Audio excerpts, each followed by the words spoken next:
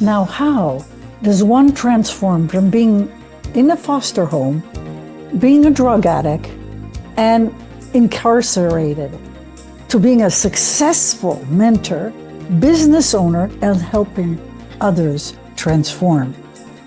But how is this possible? So let's ask Ken Miller's fascinating story. Welcome to the Excellent Executive Coaching Podcast. I'm your host, Dr. Katrina Birus, and today we have Ken Miller. Ken, most welcome. Thank you. I want to welcome all the guests and individuals that are listening. Thank you, Dr. Burris. So, Ken, you have an unusual background. So you've been from Ivy League to prison. So tell us what got you into prison after being in an Ivy League? Addiction. Real simple, is a substance misuse problem. Yep. I was addicted to crack cocaine. And wow. that will get you 20 years being homeless and on the streets or incarcerated, which is part of my story. Mm-hmm. Mm-hmm. So was it when you were at the university or before you were at the university? At what age did you start being addicted?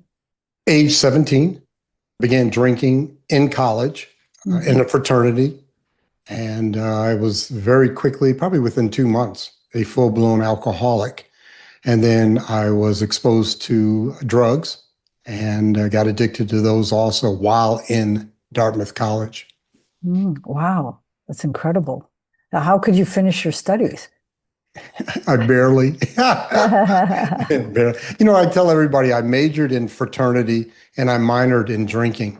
That's what my degree was. Yeah, but I mean, congratulations. So help us understand what made the turnaround. There's a lot of people that go through, difficult, even a lot of alcoholics that go through very difficult moments. What was the trigger for you to change? Pain in the present. September 22nd, 2004, I was in a lot of pain. I've been physical pain, psychological pain, emotional pain, and physical too. I had just had my jaw broken, so my jaw was wired shut, and I was obviously on the streets homeless. But it's the emotional pain. I had lost hope, any sense of the future having anything but pain in it, whether it's emotional or physical. And I got to a turning point. I was arrested for sales of a controlled substance, $10 rock of crack cocaine, and I was sentenced to 6 years in the penitentiary. And so I did 3 years, and I've been clean and sober ever since. Well, that shows a lot of strength on your part. What was it like when you first went to prison and you had to wean off the drugs, the alcohol? That must have been a tough transition. It can be. Different drugs have different, you call it weaning off. Cocaine is not that bad. It's not like heroin or even methamphetamines. But it was still tough. The thing is that you're so used to daily taking in a substance to change your reality, because that's what a drug does. That's all a drug does. And when you're without that, after doing that for months or years in a row, it's very difficult for you psychologically, mentally, emotionally, physically, and spiritually. And so I had difficulty when I first came in, but I overcame that. And now I'm on the other side, and I've been that way for a few decades. Yes, so you certainly have rebounded beautifully.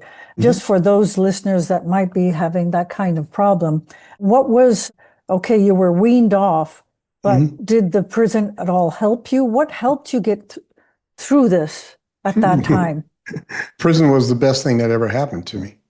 The best, because it gave me a controlled environment to work on self, because I was lacking in those 4 areas: physical, emotional, intellectual, and spiritual. And I needed to work on all 4 of those areas because I was very damaged when I went into prison. Damaged is probably the best word. And most men and women that go to prison are damaged. And so I went there and I worked on each and every one of those 4 areas to become the person I am today. And it was a journey, and some were easier than others. Mm. But I got to the other side, and at least allowed me opportunity to, once I was removed from prison or left prison, to make some decisions with at least some sanity or clear-headedness to be able to make that next decision on what do I do once I get out. Hmm. So in prison, what helped you work on all those different aspects? Okay, I'll talk to each of them. Physical. I went into prison 165 pounds. I'm 6'2". I'm 205 now. So 40 Wow. pounds of muscle. That's muscle. It's not Uh-huh. fat, it's muscle. Yeah. So I went in there, and I remember I had my jaw was wired shut, had some difficulties with my eyesight. Anyway, so physically I was a mess. So I started lifting weights, eating well, because you don't eat well on the streets. I used to tell people my diet was Doritos and natural ice beer. That was my diet on the streets. Oh my. And so I go in there and I eat well, and I start lifting weights, so the physical was taken care of. Hmm. Then you go to the intellectual. What happens is, if you do not use your brain, it literally atrophies. And I'm talking about the amount of information that it stores, remembers, can bring up to be able to articulate whatever you're wanting to say. So I started reading, and in 1 year I read 160 books in 1 year. I remember that, Wow. 2006, because I write down every book I read. Since 2004, I've read about 1,100 books, but 1 year I did 160. Wow. So that worked on the intellectual. And then the key ones really were the emotional and the spiritual. So I went to counseling, and that Hmm. was phenomenal for me. That was probably the key. And then the spiritual, I looked into a few different religions and went to a few different groups while in, and I have a very strong spiritual grounding today, and Hmm. I am emotionally well. Thank you. Thank you for sharing that, Mhm. because I think it will be very helpful for other people. Yeah. So, how did your journey from give you this resilience when you came out of prisons? Then it was not only personal transformation, which you explained, but then Mhm. have the resilience to not go back. Well, I made the decision actually 1 month into my incarceration that I was going to do whatever I could do to not return to using a substance or misusing a substance. And once that decision was made, and it was a decision between me and God, and once that Mm, decision was made, I haven't even wanted to use. But it didn't mean that I didn't have areas I needed to grow. And there was a lot of areas I needed to grow mm, emotionally, mm, especially, and in my interactions with others. And so when I got out, I continued to do my best to put into succession a number of good decisions. And I made a lot of good ones. I made a few bad ones, but they weren't ones that encompassed using chemicals. So that was really good.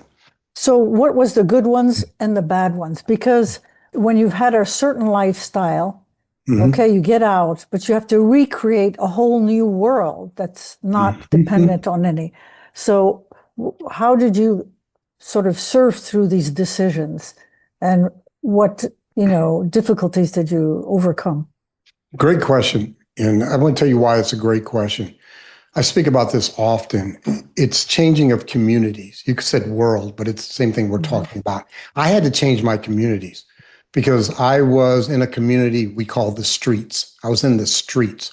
So when I did 3 years, I got out of prison. I was bused from Carson City to Reno, Nevada, and I was let off the bus, 2 blocks from where I was arrested. 2 blocks. Okay. So I was back in that same world, and I could take a right or I can take a left. Okay. And the right was to go to the halfway house, the left was to go back onto the streets. Remember, I'm a 3-time convicted felon. I've been to prison 3 times. The Oh first two my. times, I went right back into that community of the streets.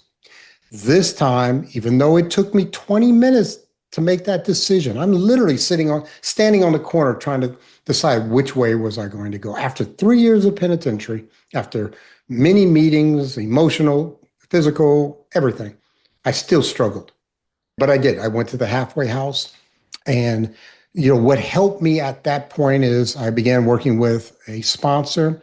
I also acquired a couple mentors, individuals I could look up to, but I changed completely my community of individuals that I associated with and or tried to emulate.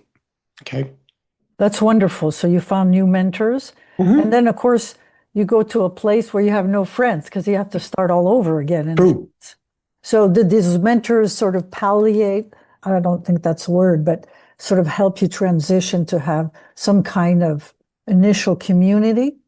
Well, the initial community is the halfway house. So a halfway house is either coming out of drug treatment or you're coming out of some type of incarceration. And you go to a location that's halfway being integrated back into society.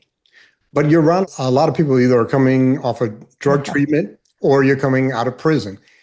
And actually they're damaged too.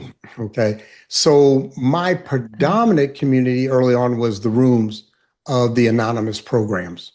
Okay. That was AA and NA. Those were my rooms. And there's individuals that have many years, just like I do now. I have 21 years, coming up on 21 years, clean and sober.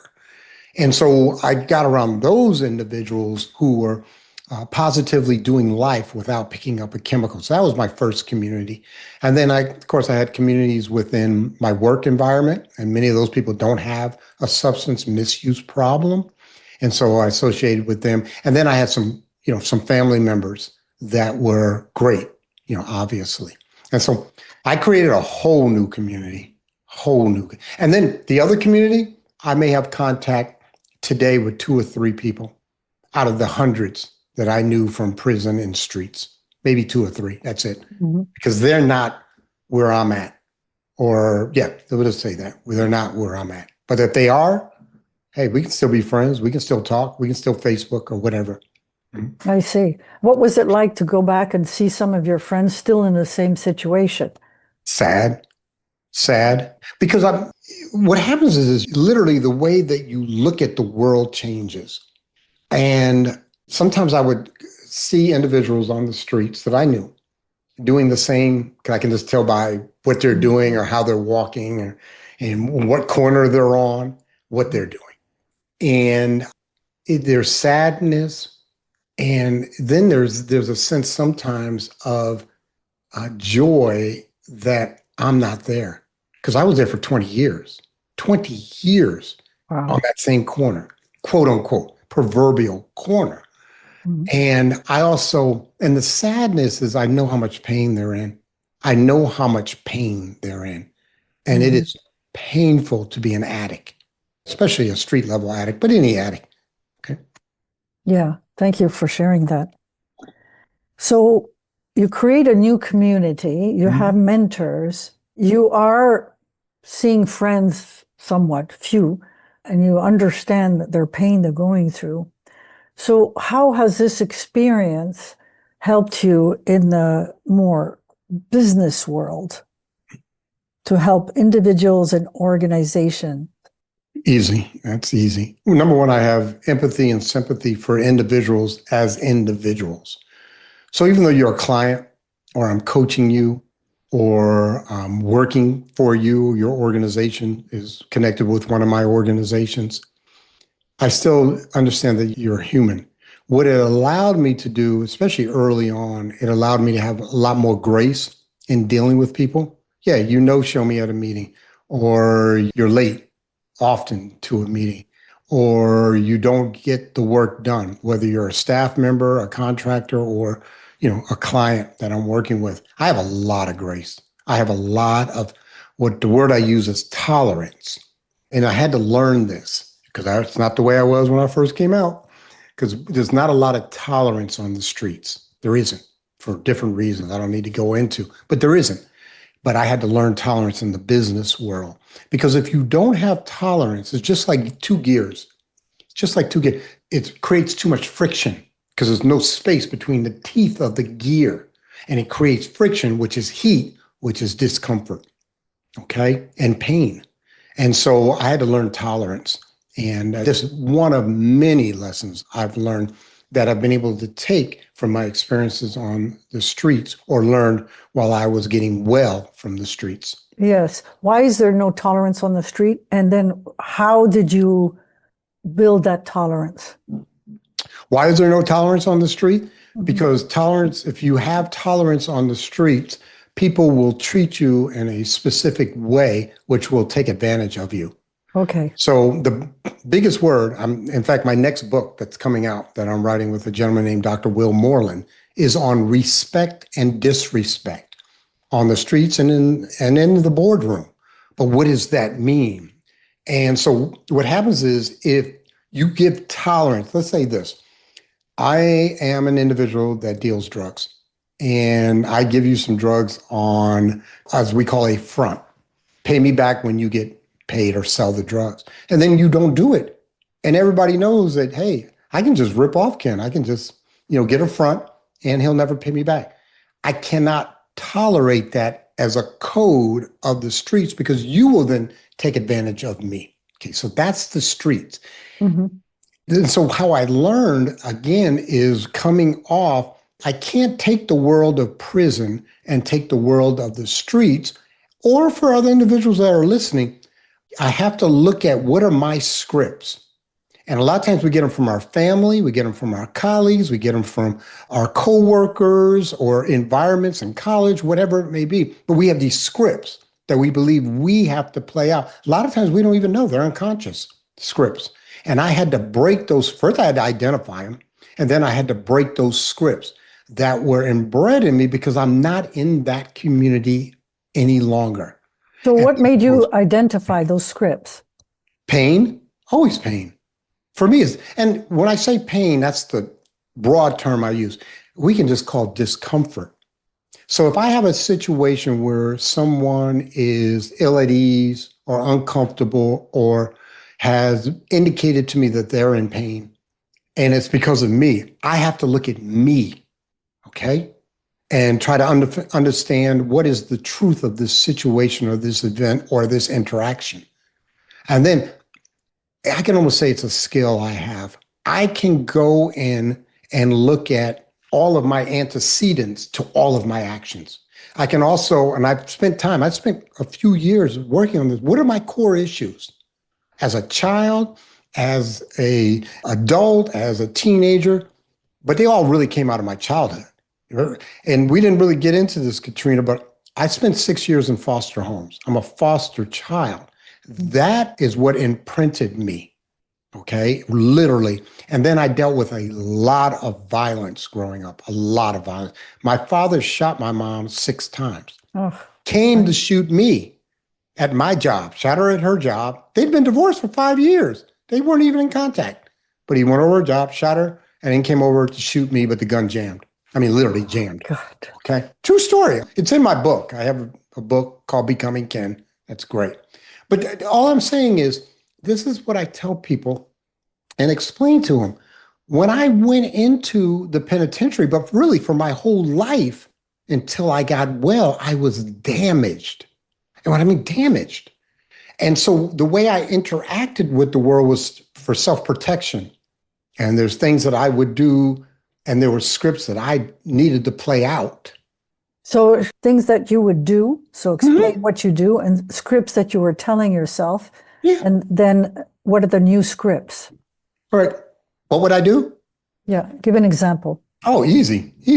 Okay. Because I got to make sure, because I want to keep it as clean as I can. So from where I'm from, which is the streets and the penitentiary, you cannot call me a punk. The word punk, like punk music, all that, but it's nothing to do with punk music. But you can't call me a punk. There's 3 words you can't call. One starts with a B, one starts with an N, and the other one is punk. Okay? If you call me that in the penitentiary or on the streets, automatically I will fight.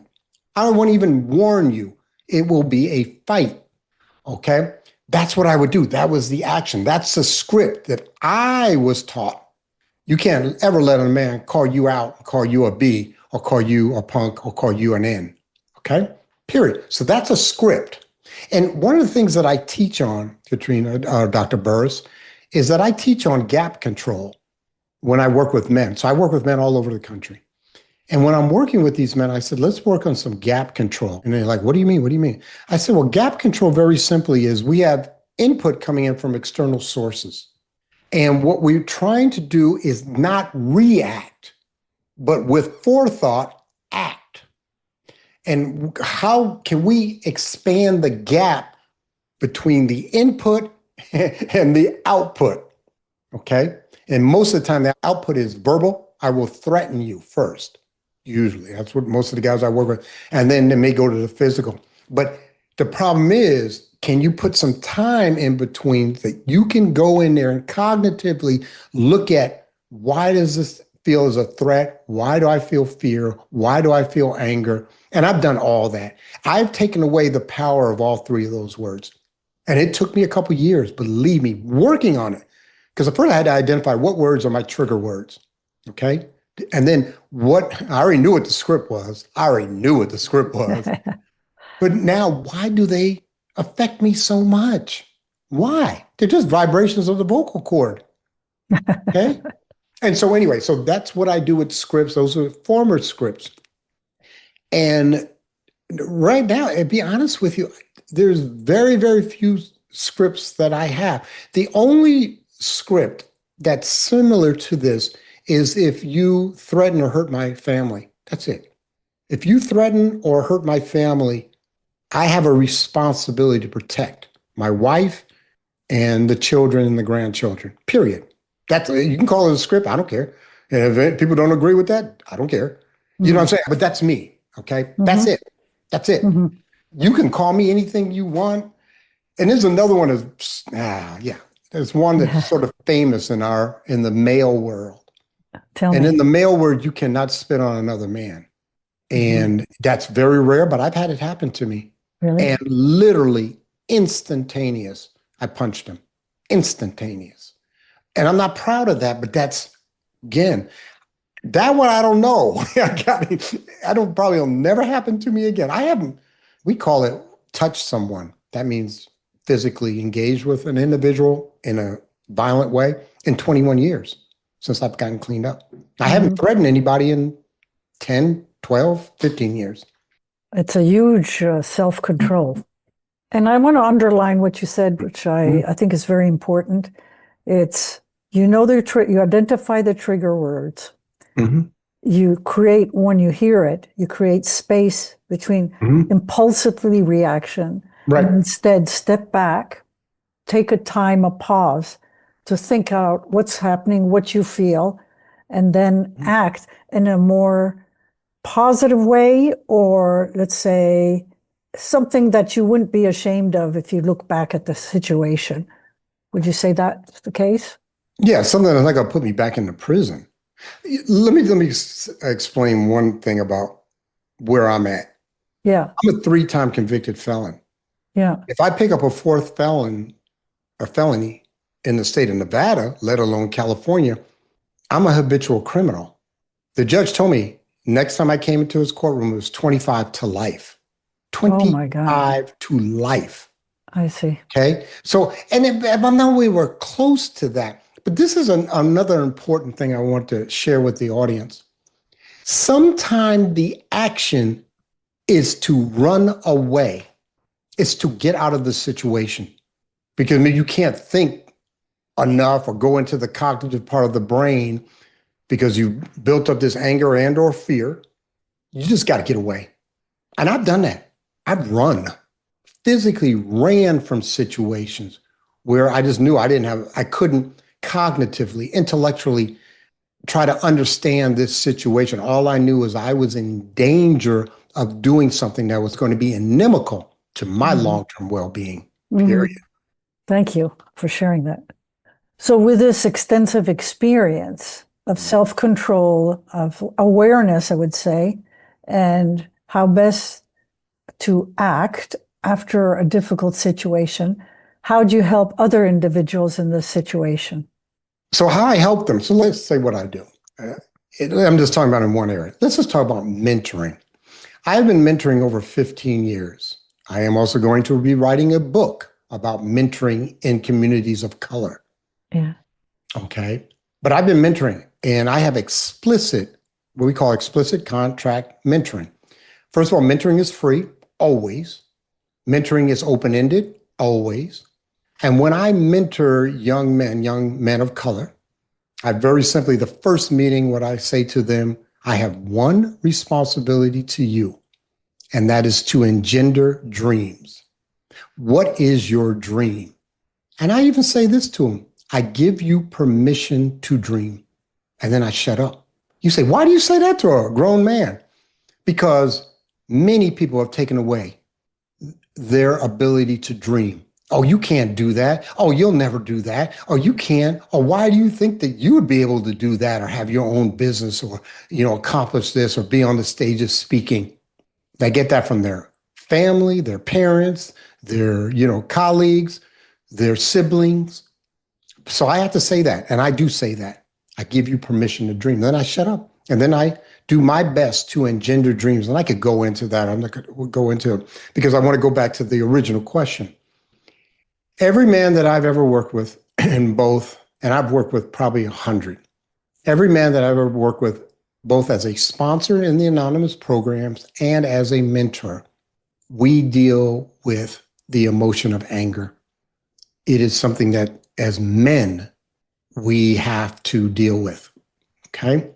And then what I do when I work with them, I always say to them, under all anger, and I have never been able to define it not having an underlying current of fear, period. Never. And I've looked at it for 10, 15 years. And then what we want to do is we want to peel away. So we have an outer manifestation of the fear, which is anger. Because you can do a couple different things with fear. You can remember fight, flight, or freeze. Okay, those are the three. The three F. Most people know fight and flight, but they don't remember there's another thing you do with fear, which is freeze. Okay, but we're going to talk, this is the fight part of it. But underneath fear, because fear, all fear is the future anticipation or expectation of pain. That's all fear is. It's an expectation of pain, 1 second away or 6 years or a year away, okay? But it's an expectation and anticipation of pain. And then we talk about what is the pain? And one of the most important things, because it was important for me, and I'm not saying I have all the answers on mentoring, but I've been very successful in the mentoring. And how do you measure that? We can talk about that. But the thing I always do when I work on the pain aspect of it is I say to them, what is your self-talk? When this happened, what did you say to yourself? Oh man, he disrespected me. Oh man, I can't believe he said that to my wife. Oh man, I've had some doozies, okay? And then what we try to do after that, and this is the hardest part, we peel down to pain, self-talk, and then what's the core issue? What's the core issue? So this is what I do a lot when I work with guys, and I don't do this all the time with guys. A lot of time we're just talking about something in the business world or something in their personal life or family. But what a lot of times I talk about is, again, what is the core issue? And that's a hard one because what we need to do is go into rooms. There's a door, there's a long hallway, and the door says 12 years old. Door says 1976. Door says, 24 years old. And behind that door are memories that we don't want to bring to light. And I say, hey, let's go in that door together. Whatever you say with me is going to stay with me because I build trust. And sometimes it takes a little longer with some of the men. But remember, I've been working with some guys for 15 years. I'm meeting them on the 23rd of July. And I meet with them 4 times a year. 4 times a year for an hour, but you can always contact me in between. And I will, to the best of my ability, put down what I'm doing and answer. I'll always answer within 24 hours. That's what I do. But anyway, we look at the core issue. And I had a core issue, and I know what my core issue is.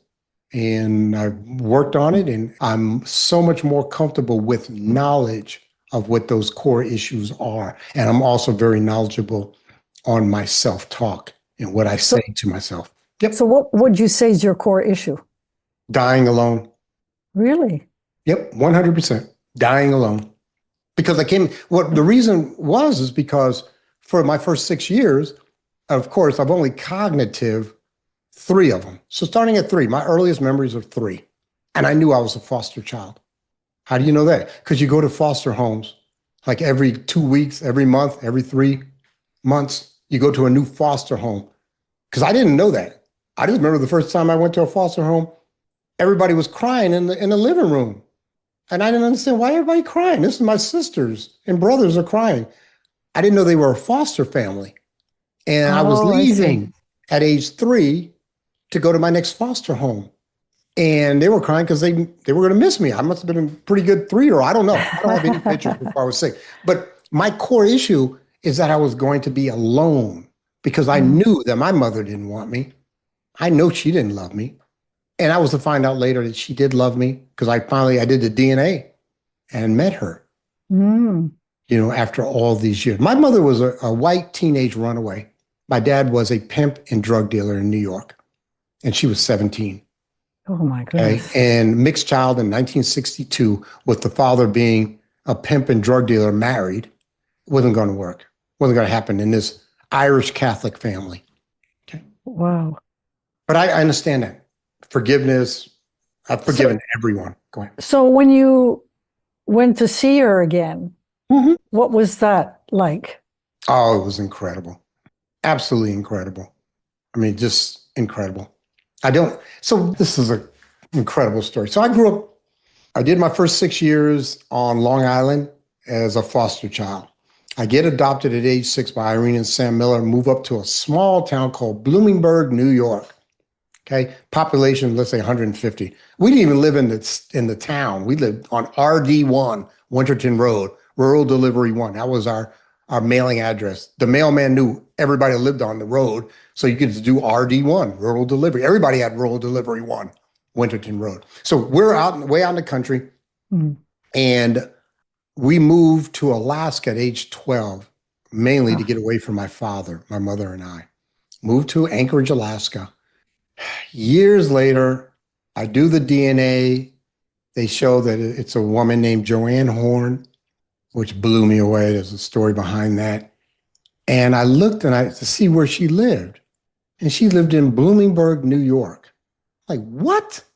So I talked to my cousin and I said, this is who I am. Can you contact Joanne and see if she would want to meet me? And she did. So I flew over there like a month later, set up the time, flew in there, sat down with her at the kitchen table, had corned beef and cabbage, Irish, okay? Sat down there. Now remember, I'm 2 miles from where I grew up from age 6 to 12, 2 miles. Mm-hmm. And I sat down, I showed her pictures of me as a child. She says, I met you. I said, what? She said, I met you when you were a kid. I met you at Elizabeth Potts's house. Because Elizabeth Potts was the only Black Catholic family. She had gone to the Catholic Church because she was visiting her brother in the early 70s who lived in Bloomingburg. She went to visit her brother, went to the Catholic Church, met Elizabeth Pott, went to bring her something from the potluck or whatever. And she remembers seeing me playing with the Elizabeth son. And I'm like, I had never even mentioned the Potts. I never called her. She was Aunt Betty to me. She wasn't really my aunt. Oh, really? Yeah. And I'm like, isn't that something? That was her biological son that she saw. And this is my biological mom. I never had a clue. I don't even remember her. She remembered me when she came in to deliver that pot.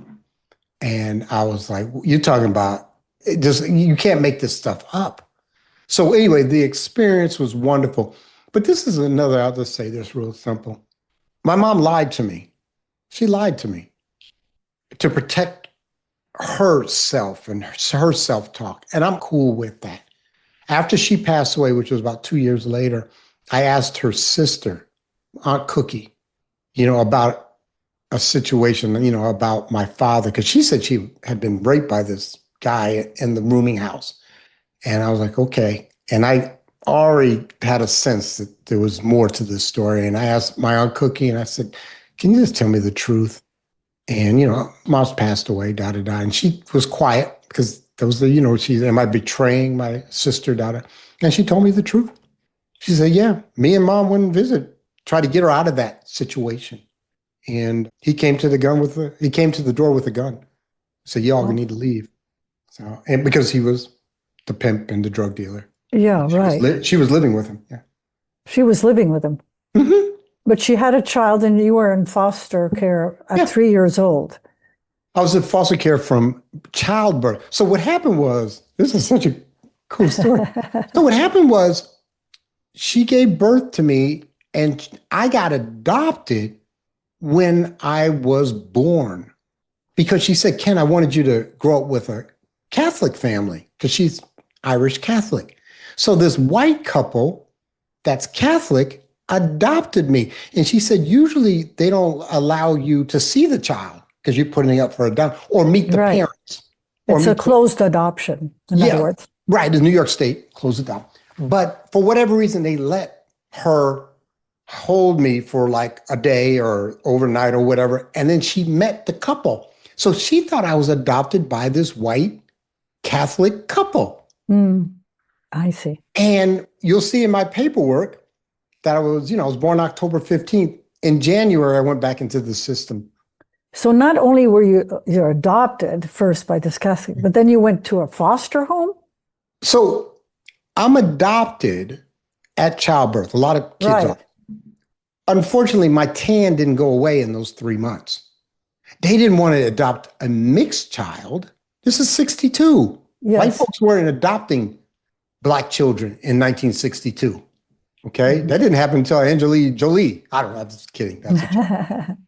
But they weren't. That's just not the way the world worked back then. Okay. And what they realized is that I had Black in me, and they sent me back 3 months later. Then I went into the adoption. I went into the foster care system.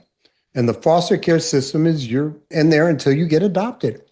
And so, as my mother says, I call my mother a mother that adopted me. She said, Kenneth, we were adopting another child and going through all the paperwork at the Wyndham Agency in New York, oldest adoption agency in the United States. And it was like $1,600 in 1968, which is a lot of money. But she wanted a child. She didn't have any children. And she said, Sam, my dad, was doing all the paperwork. And she said it was like a mugshot book, just hundreds of Black children. And she was just leafing through the book, and she saw my picture, and she said, stop the press. I want this one. I want this one. I know that's beautiful. Bring tears in my eyes. And my mother was the most phenomenal woman I've ever met in my life. Phenomenal woman. Because when I got adopted at age 6, I could not read. I could not write. I could not tell time. I could not even tie my shoes. And she taught me to read that first summer with phonetic cards, taught me. And I cried every day because I wanted to play. I'm 6 years old. Yes. Yeah, sit there and look at TH, PH, Yeah. And so after her, what happened? I mean, after I was adopted. So you were adopted, and then you were no longer in foster homes. Right. Of course not. Yeah, Right. you're adopted. Yeah, And it's okay. interesting. A lot of people don't know what the adoption system is like. But first of all, adoption in the world, there's only 2 countries in the world that have closed adoption. I've done a lot of research on this because I was trying to find. Yeah. And the 2 countries are New Zealand and United States. And in the United States, it's by state. So every other country, it's open adoption, which means at age 18 or 21 or whatever it is in that country, you can find out who your birth parents are. Only countries you can are New Zealand and United States. And then it's by state. So if I had been adopted out of, let's say, Pennsylvania, at 18, I would know who my biological parents are. But New York, and I remember Oregon, were closed because they had closed it in 1936. Well, they reopened it back it was like 2020. People fought and fought, especially, adoptees, to open it up. And we were just one of the few states, which was New York. So again, I did it. I couldn't get the records, by going to the state, the registered office. And so I did the DNA, and then they did open it up later, but I already knew, the information, and some of it was incorrect, but I did know what they call non-identifying information. And then I got the identifying information when they opened it back up in 2020. And I guess that closed, to see your biological mother helped you close a lot of questions you had, I imagine, just to know what really happened. Yes, but that wasn't what I was really looking for. It wasn't intellectual. I really wanted to forgive her. And it might sound a little, but remember, I'm clean and sober. I've been clean and sober at this point, 12 years. And I wanted also her to see that I turned out all right. Oh, good. Turned out all right.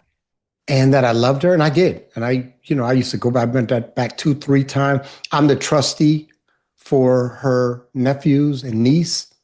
I handle that. And it wasn't long. She only lived another couple of years, but we built a relationship, and she was so happy to turn out. And the crazy thing, remember, most of the rest of the family, this is Irish, so you got like 10 or 11 kids, did not know about me. But they were so welcoming. And I'm still friends with her. And then I had 3 half sisters that I didn't know about. So I went and visited all of them and built relationships with all my half sisters. How wonderful. Yeah. My goodness, what a story. I hope you write your book. I did. It's there. When is it being published? It's already been published. In fact, I'll just put it up real quick. Yes, please. Oh. It's called Becoming Ken. And where can people get a hold of the book? Amazon. It's Amazon, Audible, ebook, hardcover, softcover. So it's Becoming Ken by Ken Miller, for the listeners to hear it. Yeah. So what a wonderful story. We're coming at the end of our session, unfortunately, but maybe we'll do another session on your book, totally on your book. I would love to. So tell me, why do you only work with men of colors? The need is so great. The need is so great. That's why. Remember, I was locked up with them. I was on the streets with them. And so many times it's a problem that they don't have a Black male, older role model that they can emulate or that believes in them, because their dad's in prison. My dad was in prison. Things of that nature. That's why. Okay, so tell us where people can get a hold of you.